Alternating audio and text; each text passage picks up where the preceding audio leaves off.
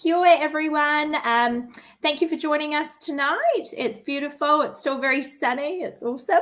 I am Linda. I am a community service coordinator for Hamilton. This topic tonight is about toilet training, which has come at the most perfect time because my youngest one is just about to start toilet training. So we have the lovely Lynne with us tonight, who's our specialist in this field. So I think everyone at home and myself are really quite excited to hear some tips, advice, and everything about toilet training. So I'll pass over to the lovely Lynne, and she'll tell us all about what she does. Kia ora, everyone. My name is Lynne, and I'm really pleased to be here to hopefully shed some light on the toilet training scenarios. Just sharing a little bit about myself. After completing my registered nurse training, I specialised in trauma nursing and spent 15 years in the emergency departments, and then did a complete change of tack and moved to Plunket in 2001. So I've worked in many areas in Auckland, and I've been helping families in the community for 15 years and working alongside them, and then decided to move to PlunketLine 5 years ago. And really, it's been a real privilege to walk alongside families and just supporting the parenting journeys. And I've learned heaps from the mums that I've had contact with. And I myself am a mum of 2 gorgeous young men, although it only seems like yesterday that we were sort of living through the shenanigans of toddlerhood and toilet training. So I'm really looking forward to our discussion this evening and sharing some of the tips just to help you on your journey and make it real. Awesome. Thanks, Lynne. Well, we're very grateful to have you with Plunket. And that's great to hear more about your family and your experiences. And so I'll run through just a bit of a breakdown about the toilet training, the topics we'll talk about. So I think everyone probably is going to start with when you start toilet training. So we'll kind of cover that first.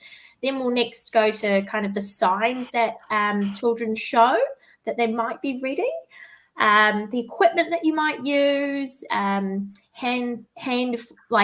things that you need in the house when you're about to start, recognizing body language, the science behind it, so the bowel control, that kind of stuff, which I'm sure Lynne knows so much about, which is great. And just the boys versus girls, that is a topic I'm particularly interested in because I have one daughter who took to it pretty fast, and then now with my son, I'm a little bit nervous because you do hear things that boys take a wee bit longer and maybe a wee bit trickier, so it'd be good to know about. And just days versus nights, handling setbacks, any regressions, and the last topic would be, if you've tried a fair bit and you're kind of thinking, what do we do next? Then when do you see a professional and get extra help?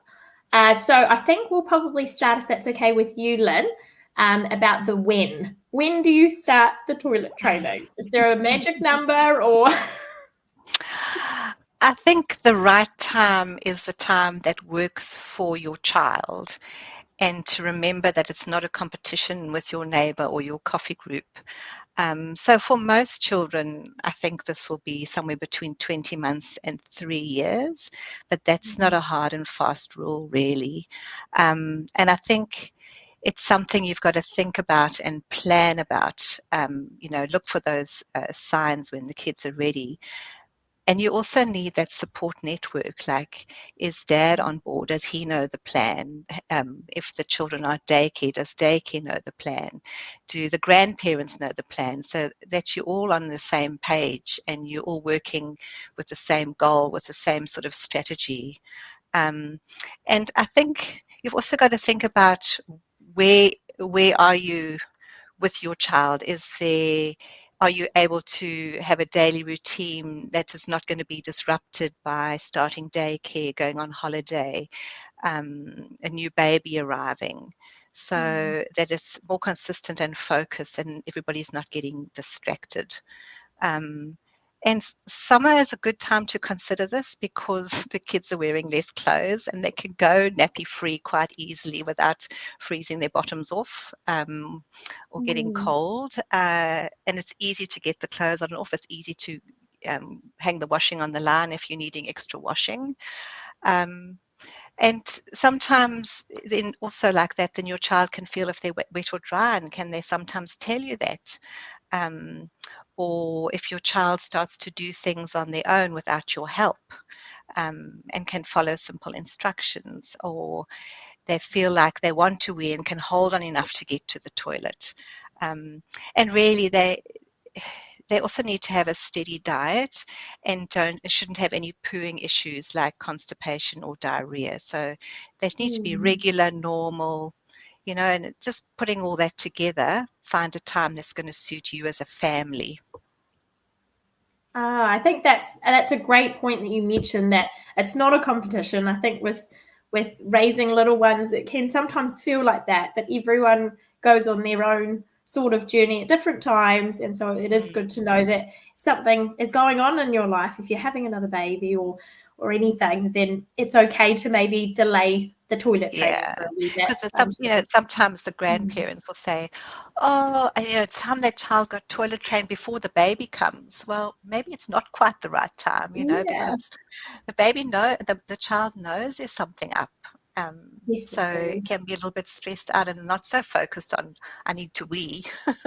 I'm worried about mom and if she's going to go off to the hospital to have the baby. Yeah. And I think they obviously notice things like we do. And so if they're thinking something big's going to happen, then maybe they don't quite have the capacity to think about something big like toilet training at the same time. I think we can all relate to that. You can only take on so much. Yeah. I mean, in saying that, there are some kids that just, they want to, and you just have to roll with it because it seems to be the right time for them, so each circumstance is different. Yeah, totally. Sorry to butt in, Lynne. I have just realised we actually have a giveaway, so I'm going to quickly mention that. Okay. I'm sure there's heaps of people that will have questions. So we do have a giveaway tonight from Huggies. They're giving away a 30-pack of the Nappy pants. You can choose if you win it, if it's a boy or a girl pack. So if to enter, just flick any sort of questions that you have in the comments, and we will do our best to answer those.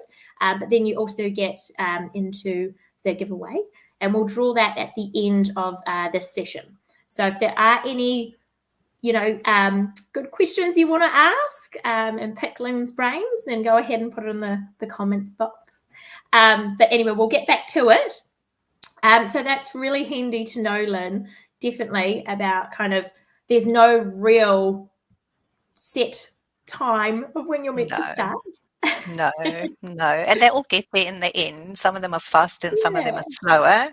Depends on personality and motivation and all those things too. And I often try and think, no one asks when someone started walking when they're 40, do they? It doesn't really matter. We all get there. No. I think once you get to school or a bit older, nobody even thinks about toilet training. It's like when nobody asks you when you learn to walk, when you need to sit on the toilet. Yeah, definitely. Also, that's really good. That definitely probably puts at ease some parents, concerns maybe of, oh, this child's doing this now. Should I be doing this now? Or just trusting your instincts that maybe it's not the right time for your family, and that's fine. But if you're thinking about it and you're wanting to read your child for signs, what are some signs that a child may show us generally that you'd think, oh, okay, maybe they're showing interest in this, and we'll give it a go and see how it goes? Well, firstly, they're showing an interest. Maybe they're following you into the bathroom, seeing what you're doing. They can communicate, poos and wheeze, and they starting to, or you see them just sort of standing there going, oh, something's happening, But they also need to be able to sit still for a short periods of time. Like if you want to sit on the loo, it's not a quick up and down in 2 seconds. You sort of have to wait and relax for things to happen. And they possibly need to be a little bit independent, like they're the kids that might be saying no, or I do it more often. They're just showing they want to be a little bit more in charge. Also having dry nappies for 2 hours or more, so they're able to hold on a little bit longer, so they've got some control over that. So if they come to you and they say, I'm going to wee, they can hang on till they get to the loo, even if it is a mad rush. Or even they come to you and they say to you, they've got a wee or a poo in their nappy. They're realizing that something has happened and they're coming to tell you. And even though it's after the fact, it's something to give them some praise about as well, because they tell you it's happening. You say, well done for telling me. Let's go and change you when you're done. So you're able to give them the praise for coming to you ahead of even if they've done it already. And there may be some kids that don't like to wear the nappy, or they try and pull it off when it's wet or soiled. Those are the ones you see running around. All of a sudden, they've got nothing on. That's my son. In public places as well. Yeah, and they can just seem to do it, hey? Or, and they also need to be able to pull their pants up and down. So whether they've got pull-ups on or whether they're in long pants or shorts or something, because if they're in a hurry, they need to get it off. So even if they're not really ready for toilet training, you can be teaching them these skills ahead of time. So they're just learning little bits by little bits. And they probably need to have regular soft bowel motions. Like it'd be hard to toilet train if you're struggling with constipation or diarrhea and those sort of things. So they need to be, have no chronic illness or physical abnormality that needs to be sorted first, because you'll have much better success if everything's just happening normally. So drinking good amounts of water, having a healthy diet. Sometimes you'll notice that maybe the bowel motions are at a similar time each day. You can take advantage of that when you start to toilet train too. So, those are some of the signs, but there may be more and there may be less, and they may not all of them show in one child. Yeah, totally. But I think, like you say, they might realize something's happening. And as a parent, if, let's say, they're going number twos, they might go behind a couch, and that's your signal. Right. That they're doing something. Yeah. And so as a parent, there might be particular things your child does that you do note, they're doing a number two. Yes, or behind the curtain, or they go into the cupboard or some strange place. Yes, yeah. My son likes looking at me straight in the eyes. Very awkward. But no matter how many parenting books you read, they never warn you about that stuff. No, then what are you supposed to do, eh? Yeah. It's quite funny. But my son is nearly 2, and he is doing what you have said, Lynn, with realizing it's happening and then telling me after. So he's got a little bit of the language, and he does point at his nappy and say poo poo. So I do know, okay, perhaps we're ready, but I've been waiting for warmer weather, to be honest. No, fair enough. Yeah, and I thought I'm just going to hold off for a wee bit. And like you say, I've tried to be like, okay, well, we'll get you changed now. And so he's obviously picking up something. And I think if you're absolutely right, and if you are holding off, it doesn't mean that you have to hold off completely. You can still talk about it. You can still affirm what he's telling you. You can still say, Mum's going for a wee. Do you want to come and see? Being a parent, there's no privacy ever. Yes. Or you might say, Mum is going to the loo to do a poo, so he knows, and he knows where it's happening. I'm going to make a smell, we'll do it in the bathroom. So he's starting to realize that things happen in that room, and he can follow Dad, he can follow Mum, and he can look in the loo and he can flush it. Just taking away the mystery of it a little bit. Yeah, and I think toilets and bathrooms in general aren't where you spend most of your time. So for them, it's probably a wee bit foreign. And so getting them used to that space before you perhaps actually start to put them on the loo Yeah. is not a bad thing as well. So it's not Yeah, the I think you could also even change them in the toilet. Like, when they're toddlers, you could almost change them standing up there. So they're in the right room. You can put put the poo in the loo and they can flush, so you're right. taking them to the right place to do it, even if they're not doing it on the loo yet. Yeah, right. That's actually, I've never heard that before. So that's a great thing. I'm going to try to start to do that and see if he starts to put one and two together. Mm. That's awesome. And so if, we know a bit more about the signs, and then obviously looking at your whole life and seeing, is this a good time? Are there external factors? Perhaps we do it now or wait a bit. But once you see a few signs, what are the equipment? I mean, you mentioned nappy pants and things like that. So to go from a nappy to nappy pants, like, is there anything else that you would recommend that we equip ourselves with at home? Well, I think that's also individual. Your pull-ups or your nappy pants, price can be an issue with that. If you've got a really motivated child, you could go straight to the undies or the and see how that goes.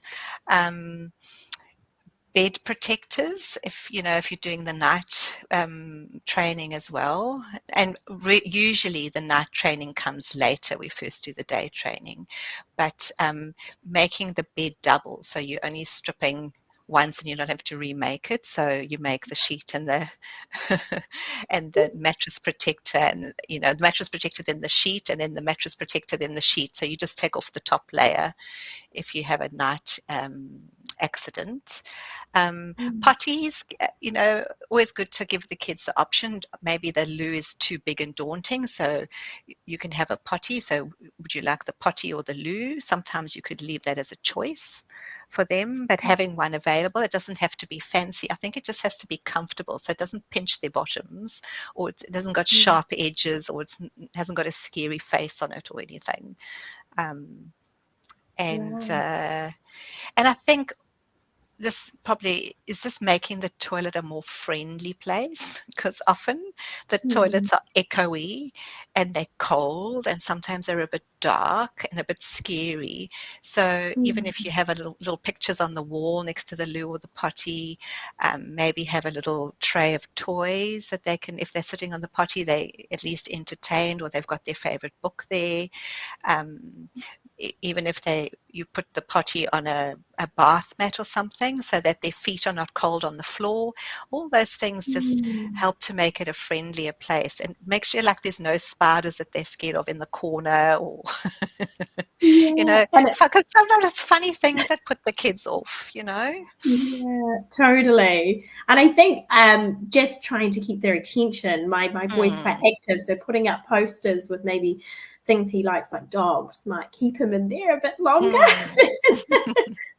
And you don't want them to stay there for ages, because you don't want it to be a punishment. But even if they sit there for a few seconds at first and a few more seconds, or even if they sit on the potty with their nappy on to start with, it's just got to be at their pace, and make sure that they're comfortable and they're not stressed about it. Right, yes. I did. So we talked about nappy pants, and those are like the disposable ones, so you throw them away. But with my daughter, I've got them here in case people didn't realize. A friend had recommended them, and they're actually pull-up ones. And so they have extra padding, and you put them straight into the wash. So obviously if it's a number 2, and you soak it. But I thought they were just brilliant. And so they can literally put them up and down, but it's like a cloth nappy alternative for nappy pants. Yeah, and so fabulous. Yeah, so they can feel when they're wet, which is great. And then you can pop it in the wash. So you do, if it's you do the same as you would with a cloth nappy and soak it. But we just bought a bundle of those, and they were fantastic. So it was kind of the step between the undies. Yeah, I think that's a nice option, especially if you're going out, because you start your toilet training and you put them in undies, and then you go out and you go, now what do we do? And you don't want to put them back in nappies because you don't want to go, I don't trust you. But so that would be a nice option for in between. And one of my friends had told me about, so if you did use cloth nappies, you can use the inserts to the cloth nappies. So if you've got a whole bundle of those, you can actually just get undies and sew them in. Sorry, I'm just having a wee look. So you can get. You're full of good ideas, Linda. Well, no, this is I can't claim it. This is one of my friends, but I mean and you reuse them because what else would you do with them after you're done with the cloth nappies? And so you just sew the line and it goes back to front inside. And so there are cost-effective ways that you can do this if you are preferring more of a reusable option than the other ones. But so there's heaps of options, which is which is quite good. And I think sometimes, getting the child involved and, well, you seem to be nearly ready. Let's go and choose some undies. So they have some say in what the undies might look like, and they might be more engaged and motivated to wear them when they've chosen them and they're lovely. Yeah, they can have cars on them or butterflies or unicorns or whatnot. But yes, that's whatever. Quite a good idea to involve them in that process. To feel like they're actually part of it. I think you've got to give them a little bit of warning. That thing, you're going to be looking at starting to get them onto the toilet, because I don't think even as adults we like to get up in the morning and then be told your day is going to be completely different to what you expected it to be. You might get a bit of resistance. So you could maybe count the number of sleeps before you do it, or stars on the wall or whatever, just to get them going a little bit. And I mean, like you mentioned with stars on the wall, like a little star chart is always good for some children. They take to that, don't they? I think the younger ones are not so sure. You might have to think of other rewards, but the older ones, I think, you've got to find out what motivates them, what's going to get them going, what are they? You have to let them know that you're pleased with what they're doing, even if it's little steps. Yeah, because it steps forward, isn't it? And it's small steps forward that we get you there. So thank you. That's great. So we've gone through kind of when signs that you might look for, the equipment or handy things you might need around the house when you're trying to start. We've recognized a bit of the body language, which is good. I think I'm curious about more the science behind it, obviously your bowel control and things like that. Is there a certain time where our brains start to go, I think like when the babies are born, they've got no clue. They haven't, what's going on. Sometimes it's helpful to understand the physical requirements of sort of bladder and bowel control. And unless your children's bodies have reached that physical maturity to learn that self-control, no amount of effort on your part is going to achieve any lasting results. So what their body's doing, those messages from their bowel and bladder needs to go to their brain, and then they still need to interpret that in their brain, and then still have to work out what they need to do with those messages. So there's quite an involved business. So your child needs to recognize those messages and respond to those messages that the body's trying to tell them. And they also need to reach that stage of emotional development where they're keen to get your love and approval, and they're more likely to cooperate if they know that it pleases you. So if you get it right, if they're developmentally there, the likelihood of success is higher. Some children take a few days, others take weeks, and others take months to get it together. So, if toilet training can become a bit of a battle if you try to do it before they're emotionally and physically ready. So it's better just to wait then and try again later. Right, So if you start and then you feel like maybe perhaps they're not quite ready to you kind of regress a wee bit in that, it's okay to kind of stop, leave it a wee bit to see maybe emotionally and physically they're Yeah. getting there still, and then trying Yeah. again in a couple of months. Yeah. Yeah. So, I mean, So, there's stages like they come to you and they're all excited, but they let you know that they've just been, and you go, okay, and then you might say, "Good girl for telling mum. Let's go and change that nappy like we discussed earlier." And then you see they're sort of jumping and jiggling, and I'm going right now. So that's a right. step up, okay? And you go, okay, that's great.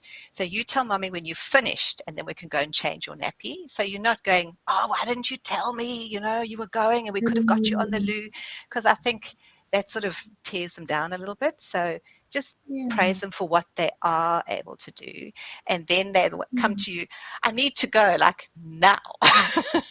So that's wonderful for telling me, and then you just sprint off to the nearest loo yeah. and hopefully you catch it. I guess that's a fair point, though. If you are starting and you're out for an outing, just pack more clothes than usual, perhaps in the car. Yeah, yeah, yeah. And then they'll get to, I'm going to go soon. And then you go, okay, we've got time to Mm, get to the loo and get undressed. And then they sort of get to, I can go by myself. So those are sort of the oh, stages that you will see happening.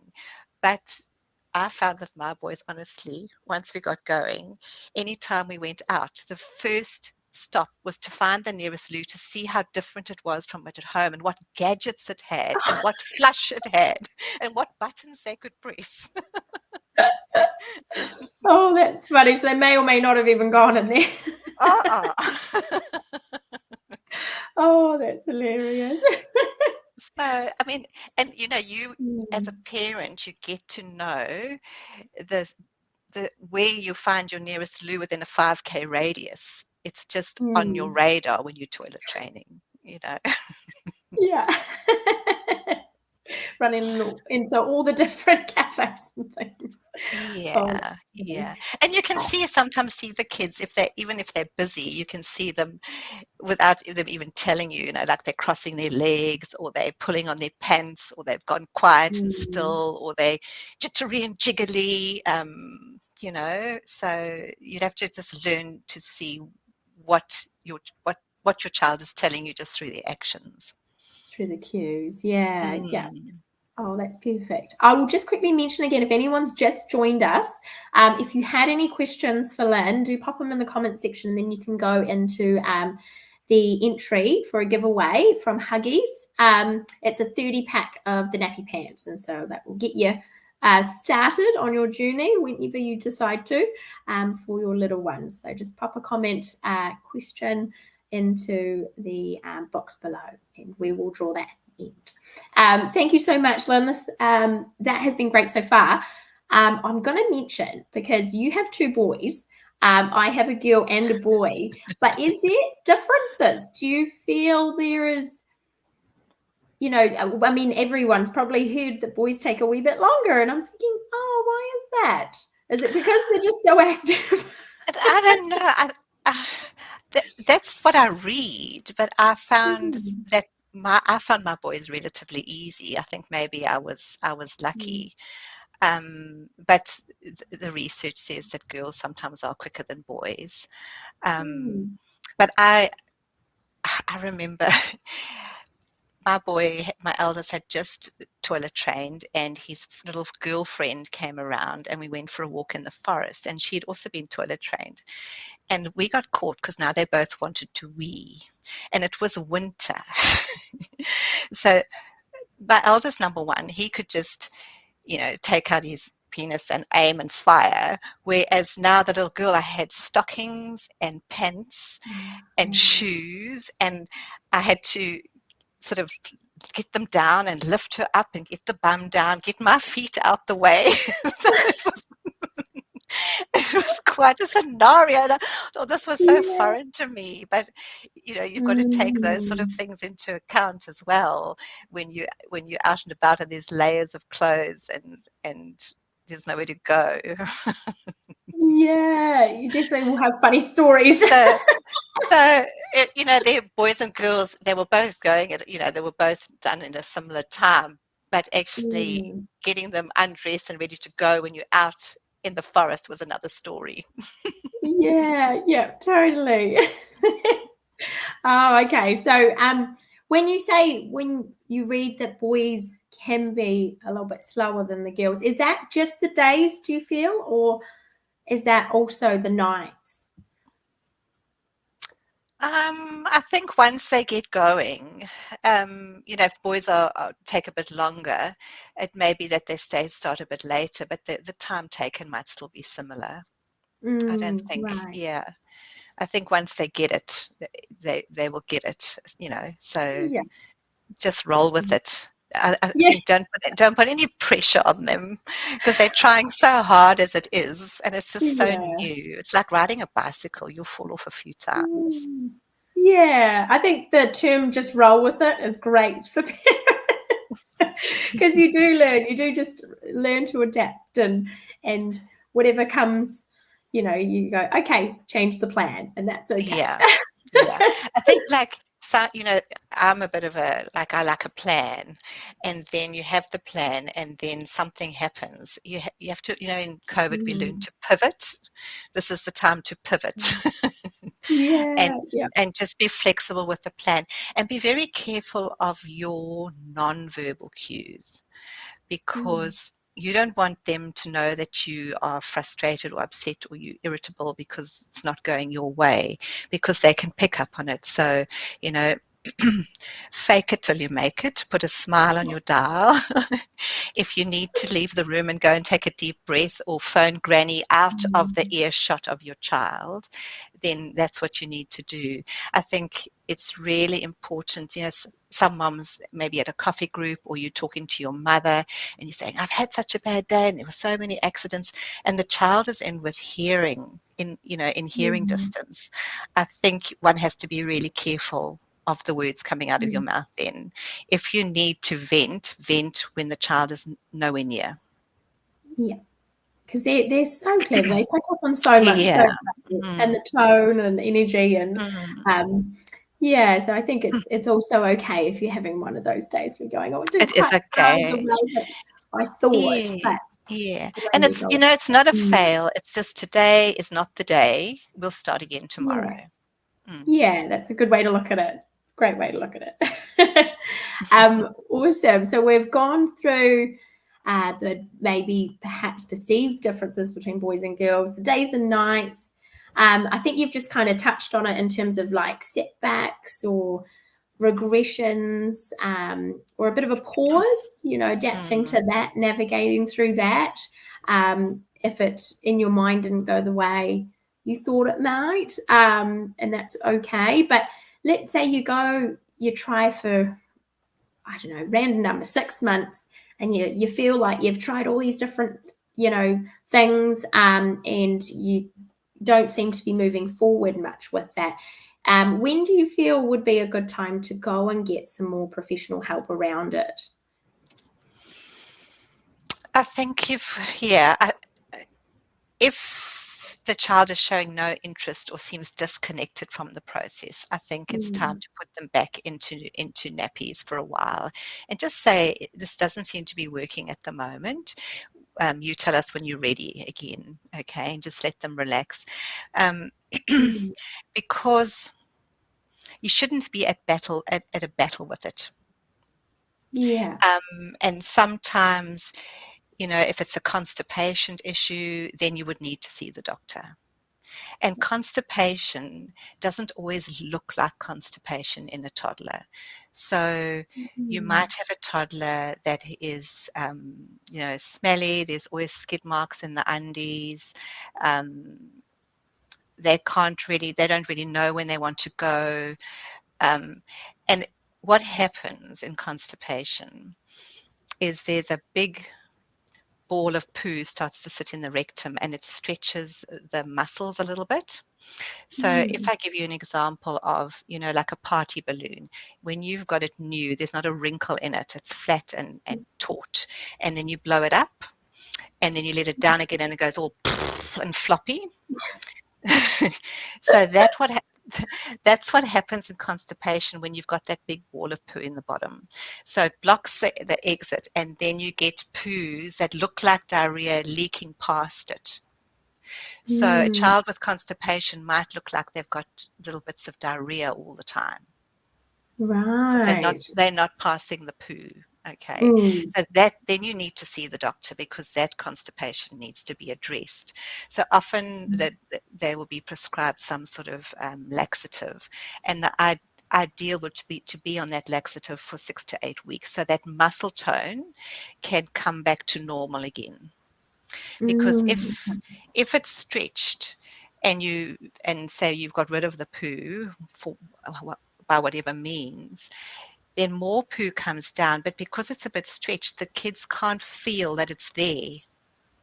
So they don't feel the urge to go. So there it sits, and then it builds up again. So you've got that chronic sort of cycle happening. So that really needs to be carefully managed. And I can't emphasize that enough, because people think, oh, we got rid of that blockage, should be fine. And then it happens again, and then it happens again. So you need a GP that knows what to do and follows it up. Right. Yeah. And that's really handy to know, 6 to 8 weeks they could be on that medication. And so it's not the best time to try something else like toilet training. No. You need to get that sorted first. That's a very common call on PlunketLine is constipation, and specifically the chronic constipation. Right. That's really handy to know the science behind that, and know that, okay, like you say, you think that, okay, that's gone away now, and let's, perhaps try the toilet training, but it could be chronic. And so making sure that issue is really looked after first. Yeah. And also with constipation, like if it's hard to pass a big log or a hard rock, then it's painful. So then the kids don't want to, so they hang on, which makes the constipation worse. Yeah, so it just kind of goes round. Right. So you need the poos to be coming soft, regular, pain-free, so the child, is starting to forget that it was quite traumatic earlier on, and then you sort of start slowly again. That's a big thing with toilet training. That's a big problem. Yeah, so looking at all those issues or concerns you may have first, and if that requires the GP doing that first, and then perhaps talking about it later. We do have a question, Lynne, if you don't mind me asking, from one of our viewers. Mary Rose has asked, what's the best way to hygienically clean carpets and furniture after accidents without using harsh chemicals? So this is my gosh, I have got a clue. What do you do, Linda? Well, I actually just have it right here, which is really just goes to show that I have children. I have a carpet cleaner, which my parents so kindly bought me when I had my son. Oh, good luck. So I use that, but that does use chemicals, unfortunately, Mary Rose. So unless you could find a more natural solution, perhaps, then you could put it in a Bissell like carpet cleaner. You can also get like a spot cleaner. I'm just trying to think. I mean, vinegar, baking soda. Baking soda, vinegar and baking soda might be. Lemon. I mean, could you use a spray bottle perhaps if it's on carpet, and giving it a bit of a scrub there? I guess it just depends. When you say accident, would this be number ones or number twos? Or soda water often is quite good with red wine or whatever.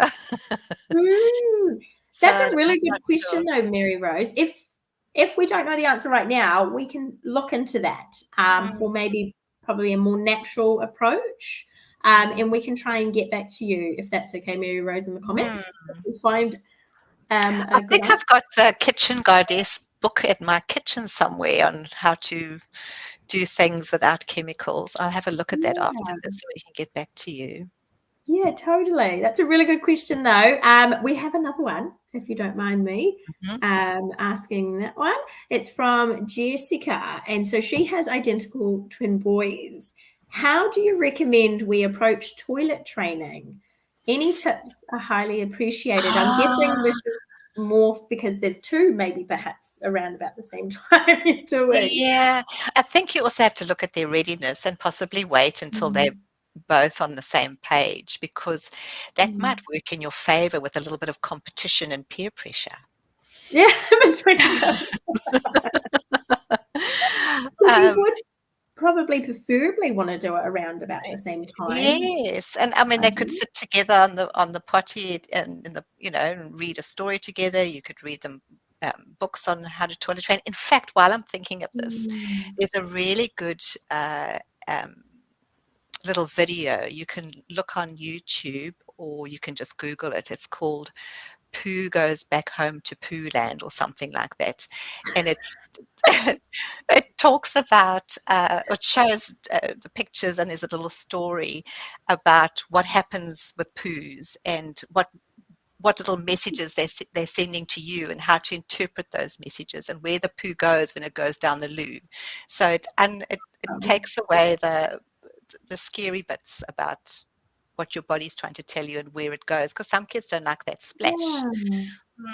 Yeah. So That's a fair point. yeah. Yeah. So Jessica, I think just follow the guides, do it together, use a little bit of peer pressure and competition. Like, I'll race you to the loo, let's see who can wee first, or see how that Between each goes. other. Yeah. Yeah, sometimes, if they're going at a similar time each day, a good time to take them to the toilet would be sort of half an hour after meals. So there's that's often when you want to, have a wee, or that because the food's come in, your bowels start to work and move. That's often when you might get a poo. So yeah, just low key, follow their cues, and a little bit of healthy competition is not going to hurt, I don't think. Yeah. That's great. Thanks for that answer, Lynn. We have a couple more. Natasha asks, I'd like to know more about night training. Should it come naturally? When might we need more support around this? It comes after day training usually, and there's two schools of thought around this. So if your child is dry a few nights, a number of nights in a row, and they can hold on, then you could look at that. But then there's those that maybe don't have such big bladders and they can't last the night, and you'd like to have some success. So maybe getting them up when you go to bed and sitting them on the toilet might be helpful. But there's a whole lot of thought about, do you restrict fluids? Do you do this, do that? Don't do that. It's not recommended, because you still want that child to feel that sensation of they're full and they have to go. At night is different, because they don't have you to remind them, and they have to rely solely on that message getting through even when they're sleeping. And some kids just take that much longer than others. And you might also find if you or your husband or your partner were late toilet trainers for night, it's probably can be in the genes as well. So it's never the child's fault, but it's just how you work with that, if that's what they're going to do. So I once had a chat to one of the nurses at the North Shore Hospital, who was she does the bedwetting clinics and things, and she said, if you're going to lift them at night before you go to bed, sort of wake them up, walk them to the toilet, even if they're half asleep, hold their hand, pop them on, wait for them to do something, get off and walk them back, because that also helps to imprint that pathway and have the night light on in the bathroom. And she said sometimes even doing that before they go to bed, like they're sitting on their bed and you get them up, you say, this is what you're going to do in the night, and you walk them to the bathroom and then you walk them back, because it's the last thing they remember before they go to sleep. So you got a higher chance of them remembering that pathway if they need to in the night, if that makes sense. Yeah, that's super interesting. I don't personally remember when I was a kid when I got toilet trained. So all this stuff is great knowledge to kind of use, for that nighttime. That's great. Thanks, Lynn. Hopefully that answers your question, Natasha, around kind of at night. We have another question about. Oh, I like this one. because this would actually be helpful for me too. Do you train boys sitting or standing first? What And if, also mm. tips for aim. Well, I think that's a personal choice. With Mhm. my boys, they did either or. They were first sitting, I think, until they realized that dad was standing. And then I remember they just used to hang their penises over the edge of the edge of the top of the toilet. And sometimes putting a ping pong ball in there, it floats. So you get them to aim for Hmm. that. Otherwise, they do tend to aim all over the show. Wow. Okay. So a ping pong ball. You can put it in the toilet. I didn't even think of that. Yeah. Okay. That's interesting. And using having a little step, I actually forgot to mention this earlier, having a little step. So Hmm. if they're either sitting on the toilet, their feet are flat and resting and they're not balancing, because then they're clenching and tense and nothing's going to really happen. So make sure that their feet are on a stool of some sort. And if you can do it so that the knees are slightly higher than the hips, that actually puts them in a good position.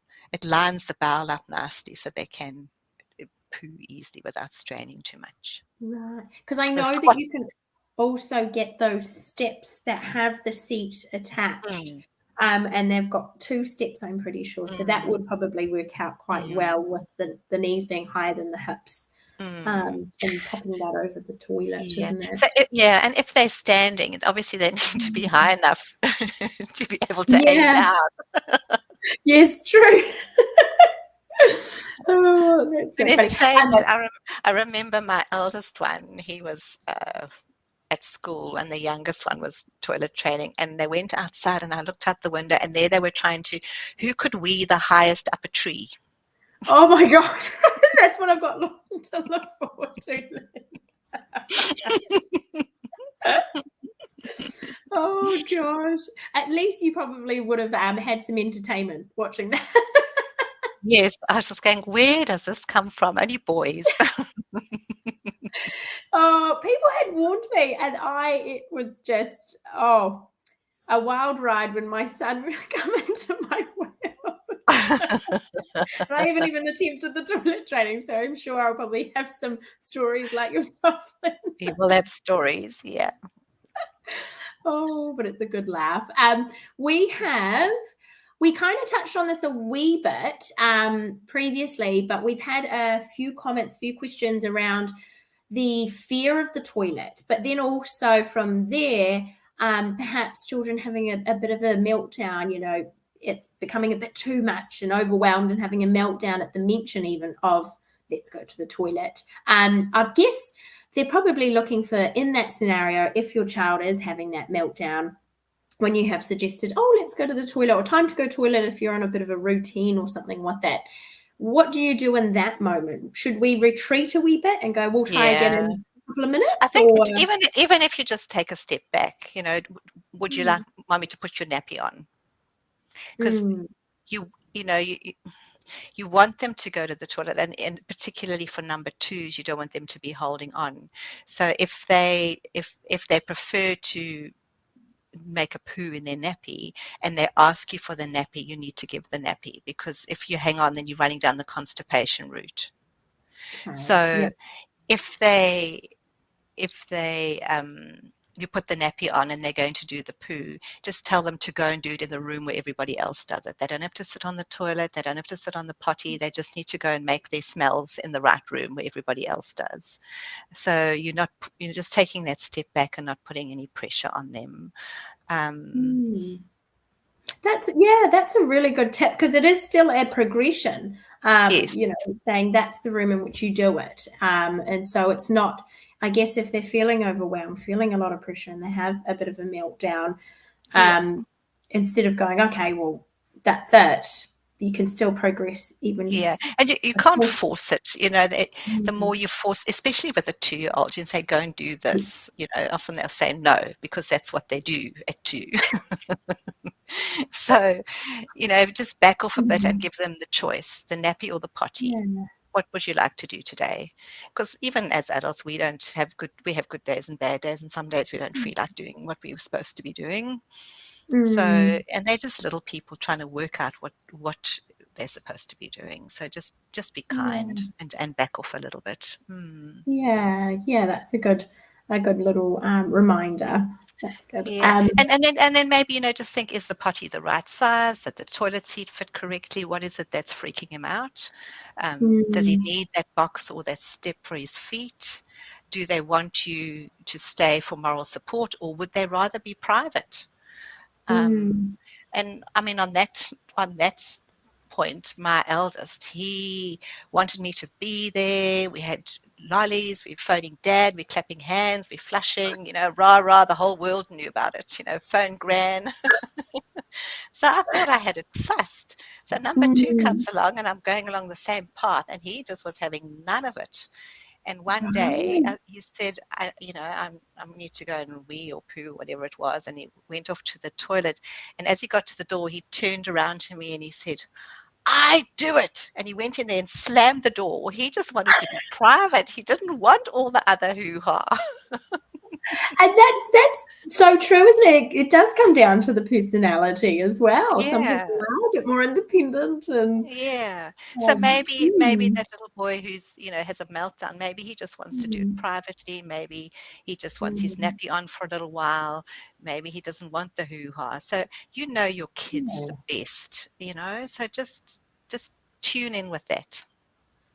And I think, like, as a parent, there's so much information. And so sometimes your brain can be going overdrive. And I find even just writing down really simple options, like you had said, okay, well, if this happens, we've got two options. But writing it down for yourself and probably putting Mm, up a list, going, oh, then maybe we could go to the toilet and just get them to do it in their nappy in the bathroom. And mm, just so mm, writing those little options for yourself to remember, mm. so you might not get overwhelmed in that Yeah, because in the situation. moment it's quite hard. It Mm, is quite it hard. is, And then it's yeah. tense for both of you, and that's not a great situation. Yeah. Whereas if you can kind of refer to something, we had it when my daughter was little in the nights where your brain just doesn't work the same as in the days. Mm, And we no. had a list of what to do if she was crying in the night.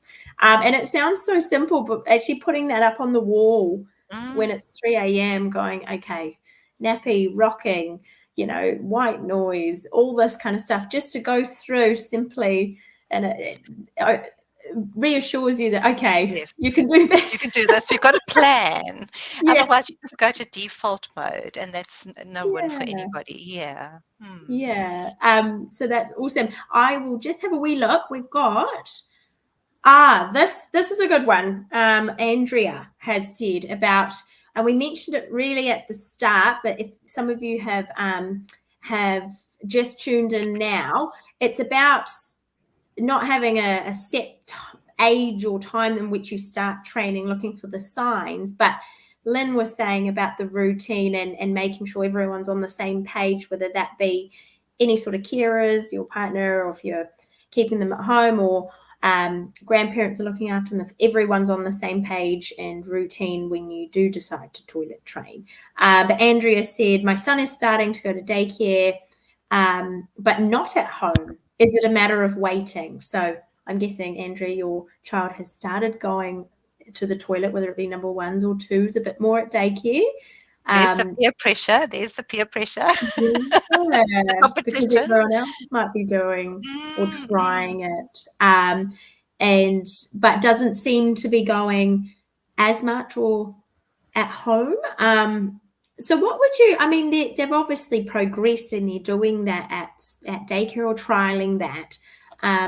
What if they're in full-time daycare? I'm guessing they only really come home for that dinner routine and then bed. And so is it worth, what would you suggest in that, Lynn? Is it worth trying at home for I that short think, amount of time? yeah, I think having a talk to the daycare and seeing what their process is, seeing if it's on the potty or the toilet, seeing if the other kids are around, and is Mm, there a certain time of the day that they do it, or what are they doing, so that you're both doing the same thing, and then talk to your little boy. And say, teacher's so pleased you're going at daycare. Mom would love to see that at home. Should we give it a go? mm. just Mm-hmm. name it. I think you've got to be straight with your kids too. Yeah, and they're much more clever than we actually think they are too. And if the daycare are letting him be in undies and used to putting him in nappies, or so just be on the same page with that daily routine, whether it's over the weekend that you've got him more for the full day, or just when you've got him at home, just so that you're sending the same message all the time. Yeah. That's awesome then. Especially if they're in like full-time daycare, that could be most of their routine at daycare.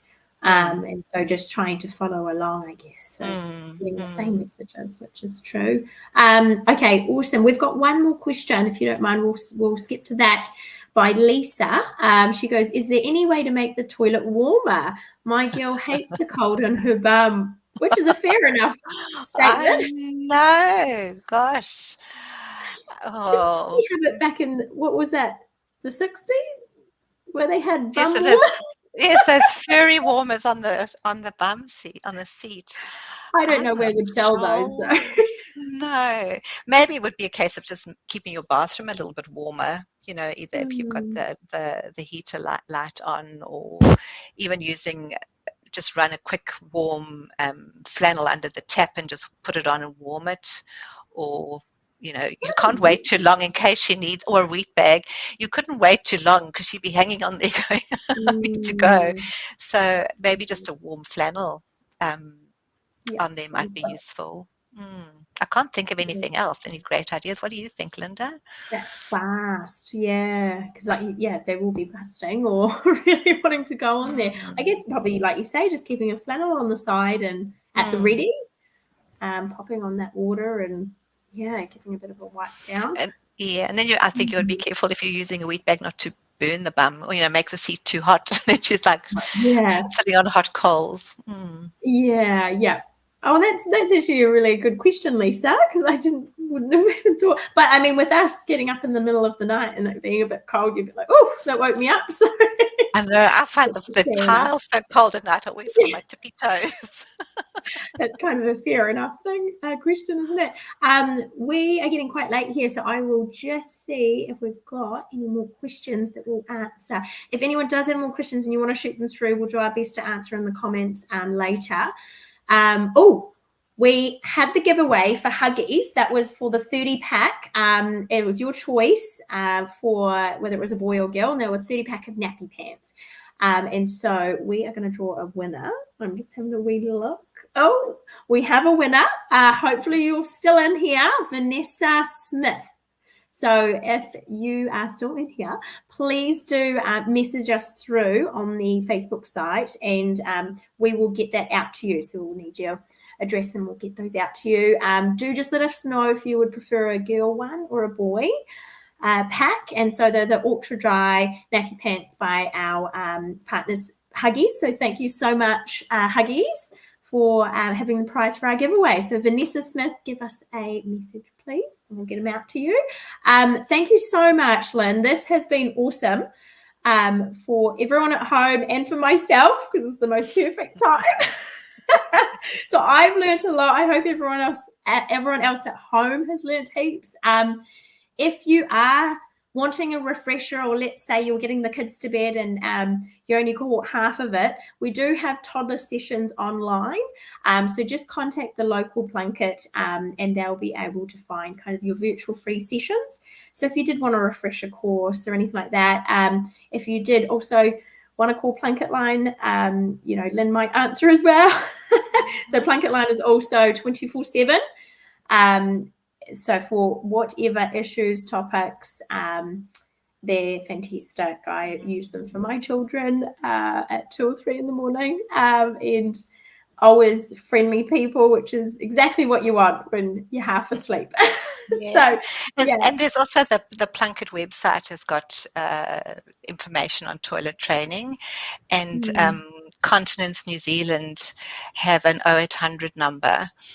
For those real tricky ones and those, chronic issues, long-term problems, the specialist nurses on there are absolutely fabulous. Yeah, if it's something out of the ordinary and it's going on and it's just not working for you, and you've tried all the strategies and things, then please phone them. They are really, really great, and they have good webinars on their website about toilet training and toileting issues as well for parents and for healthcare professionals. Oh, that's great. So it sounds like there's lots of resources, lots of options of support there. So we are going to say sorry to anyone that we didn't get to your question. Please, we will get to them as soon as possible through the comments. So keep an eye out. But yeah, go to those resources if there's anything further that you need as well that we can't answer. But thank you so much for everyone joining us at home. Thank you for sharing all your knowledge, Lynne, both personal and obviously professionally, and all the science as well. That was super helpful. Yeah, I just hope everyone has really enjoyed that. Thank you for your time. Thank you, everybody. And I hope that has put you in the right path for a more seamless toileting journey with your little ones. But I think just take the humor with you, have some fun with it. Mistakes happen, we all make them. Have a bit of a laugh, have a joke, carry on. Yeah, that's a good way to look at it. Definitely a positive, fun way to look at it, Lynne. I like that. All right. Well, thank you everyone for joining us, and we will see you another time. Have a lovely night. Thanks, Lynne. Thanks, everyone. Bye.